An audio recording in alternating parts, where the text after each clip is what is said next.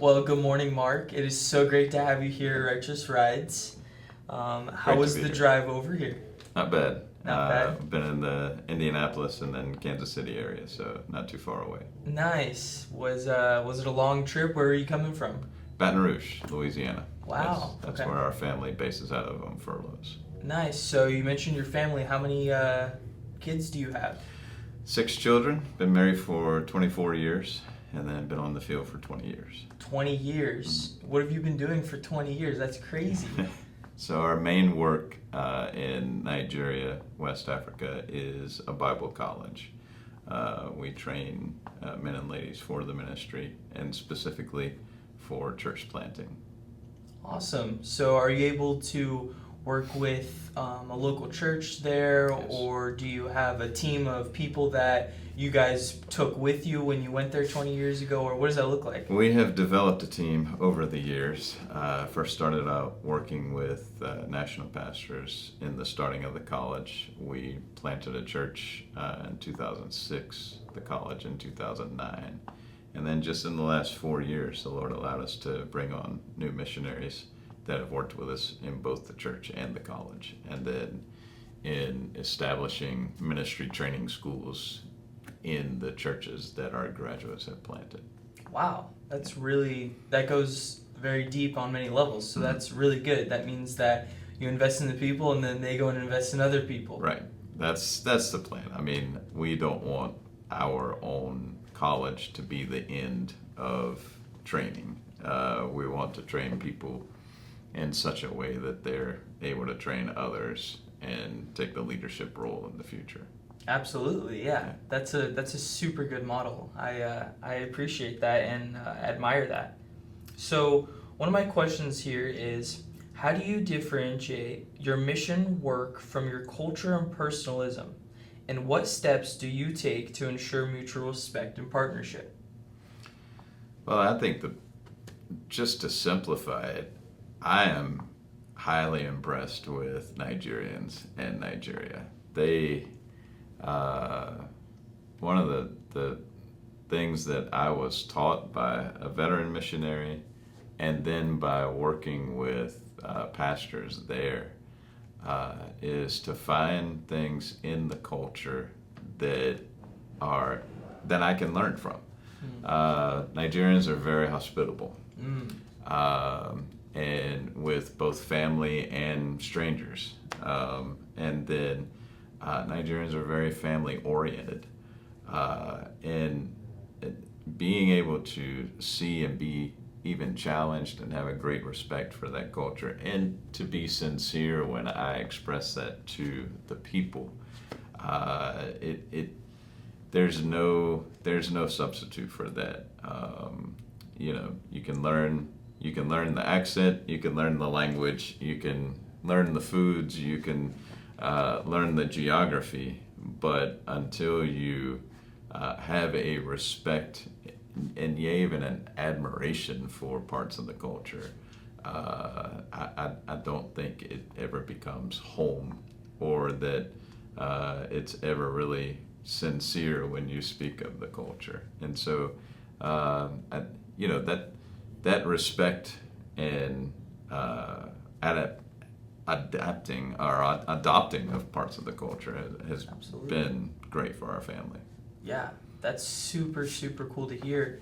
You mentioned that, they're super welcoming and they're super loving and they just really care for people. Did you notice any hard transition when you had went there initially, or was it kind of just like immediately you were welcomed in his family? It's a difficult transition because there's so much of our own culture that we have to let go of. Mm-hmm. And you don't want to let go of everything, because eventually, as we're facing right now, our children are back in America, they're going to college, and so they needed to be able to come back into an American culture. And so we didn't lose everything, and I think that's part of what we dealt with, is that we had to overcome the fear that we were going to lose our culture. And really that never happened. We're always going to be Americans. But initially going over there, I saw all the cultural differences as part of the excitement and the adventure of missions. Oh, yeah. Learning parts of different languages, and seeing just how everybody thinks so differently. For my wife, it was more of a challenge because her focus, especially in the first several years, was just raising the children and getting them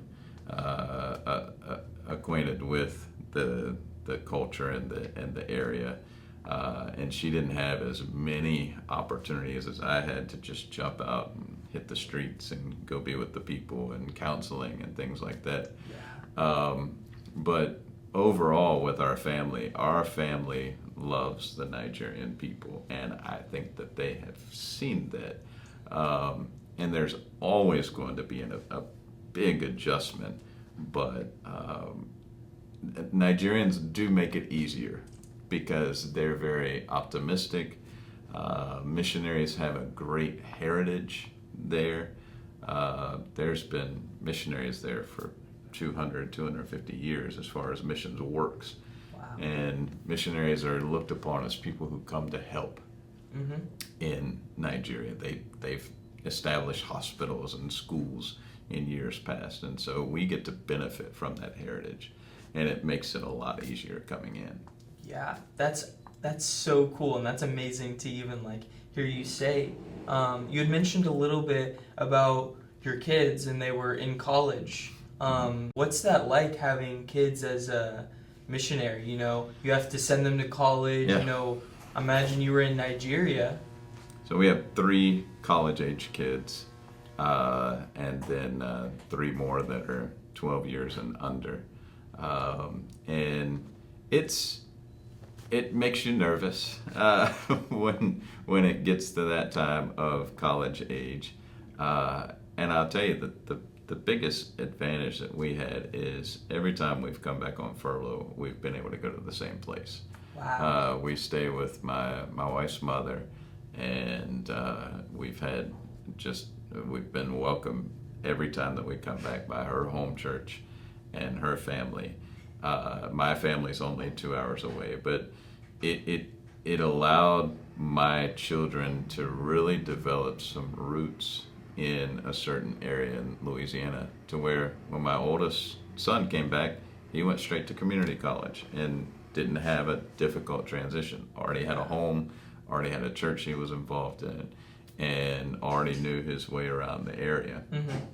And then my other children have already charted different courses, and each one may do completely different things. But it is nice that they don't feel completely like foreigners when they're back in the area in Louisiana where my wife's from, and they've got good family connections and a good church. And so I really wasn't told how important that would be when we were training and when we were going off to the field, but it has been a great key for our family.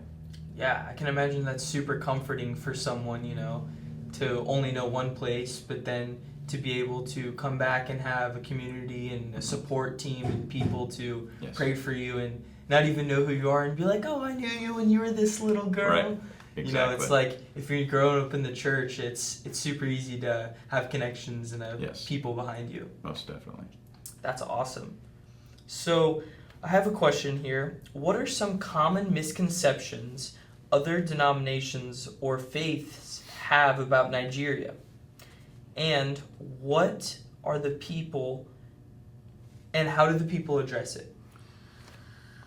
I think just in general, there's, even if you look outside of the religious realm, there's a misconception that everywhere in Nigeria is dangerous and everywhere in Nigeria is under persecution. And if you just watch world news, the only news that comes here from Nigeria is about fraud and corruption, and there has been a terrorist group in the Northeast that has operated. There are kidnappings that happen in the oil-rich Delta region, And so if all you see is what you get from the embassy or what you get from world news, it sounds like that Nigeria is just a no-go area.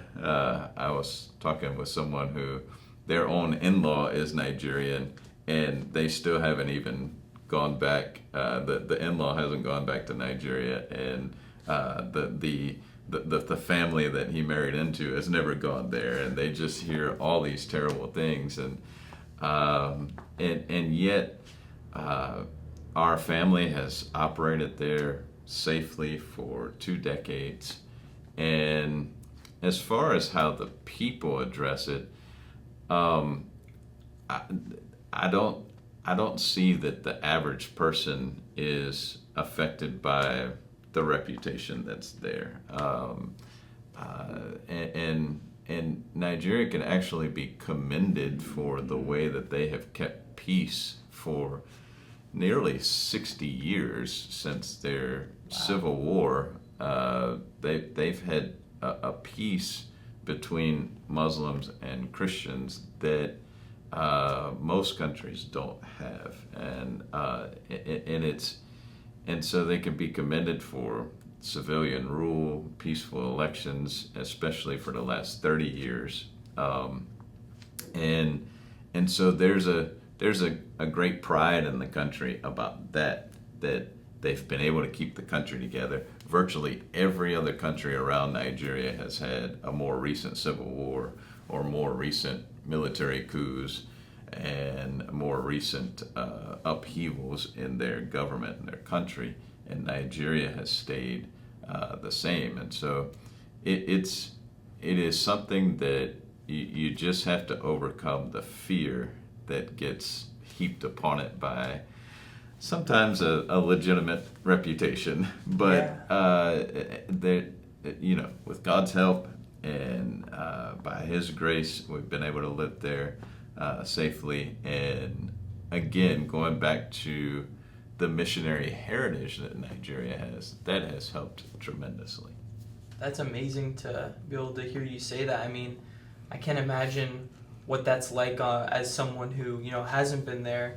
I can tell you that, a lot of times people do easily misconcept those things they see online. It's, okay, that's how the country is, or, oh, that's how that area is. And it's like, no, we're hearing from someone who lives there. That's not true. So Right. That's super encouraging to hear. Can you describe a moment when your personal calling was tested? There have been various times during our time in Nigeria. The times that we have been most tempted to return have been when our children have been sick, or when we've had health issues in the past. But as far as our calling being tested, anytime that you have a church and you're working with people, and people leave the church, sometimes there are things that can be said that cause you to wonder, why are we ministering to these people who seem like they don't appreciate it? And there's always I don't think this is unique to missions. You just have to take and be the right Christian and do the Christian thing and reconcile as many relationships as you can. I think sometimes we're tempted to just say, well, the culture is so different and the understanding is so different that we'll just let the misunderstandings lie and we'll just chalk it up to we're from different places. But Christianity has a mandate that if I'm offended, I need to reconcile. And if I offend someone else, I need to reconcile. And that's true worldwide. And I think it takes on an even greater challenge when you're ministering to people from two different cultures, or from a completely different culture, and you have a misunderstanding, and the temptation is to just let it go. That's been when I believe my personal calling has been tested is, am I willing to take that extra step to go beyond culture, to do what Christ would do, and to reconcile a relationship where there's an even greater challenge to do so. Yeah, that's really good insight. Have you noticed throughout that it being different or harder to navigate being in a different country, or having a family now? Considering it's just you've grown your family throughout time. It's I can imagine it gets more stressful and more difficult just as more things add on to your tasks. Yeah, but then you model that behavior to your children. That's what I want to do as a father, as a husband, as a Christian, as a pastor. If there's something that I want our students to pick up and for my own children to pick up, it's that the teachings of Christ and our duty as Christians, it translates across cultures and across borders. And that may sound cliche, but it is the answer when you have these challenges in culture, these challenges in calling, these challenges in relationships. Because let's face it, my personal calling is to work with people. And when those relationships get tested, that's when you're like, well, this would be a lot easier to just do this with people and a culture that I know and just go back to America. And you have to get me on that, because obviously, even in America, you're going to face these challenges with interpersonal relationships. Yeah, no, that's really good insight. That's very helpful. So thank you. You mentioned earlier that you had been with Righteous Rides for a little bit of time. You used them a couple times, and you had been a missionary for the past 20 years. So how has the climate, just in transportation, changed and adapted throughout your time as being a missionary? I think it's more acceptable for missionaries to make more frequent trips back to the States, which makes it even more important what Righteous Rides does with helping those more frequent trips to be productive. When we first started in missions, the old model of 4 years on and 1 year off, or taking multiple years and then coming back on furlough for a long time was still, I wouldn't say it was the standard, but it was still accepted by many pastors and even agencies that we were familiar with. And with travel getting so much easier and networking being so much more important, I think it's just become more acceptable for missionaries to come back more often. There was an idea that if you came back more often, then the thought was that you actually had never left America and you had never left it behind, and so then you never had given yourself to the States, or to the country that you were called to. But now with social media, with Zoom calls, and no matter where you are in the world, you can have a connection to the U.S. And so I think the prejudice against coming back regularly or often has gone away for the most part, and that's helpful in raising more support and networking with American partners. It does make it more difficult to actually feel like you've left all, or that you've sacrificed all and you've gone to the field. But you have to take those challenges with the benefits. Yeah, absolutely. I mean, that's a hard thing to adapt from, and it's kind of like a whole different culture and climate, and everything's different. So I imagine that's a big learning curve for a missionary and missionaries. Mhm. But thank you so much, Mark, for joining us this morning, and it's been a blessing to be able to interview and pick apart your mind and learn more about you. Awesome.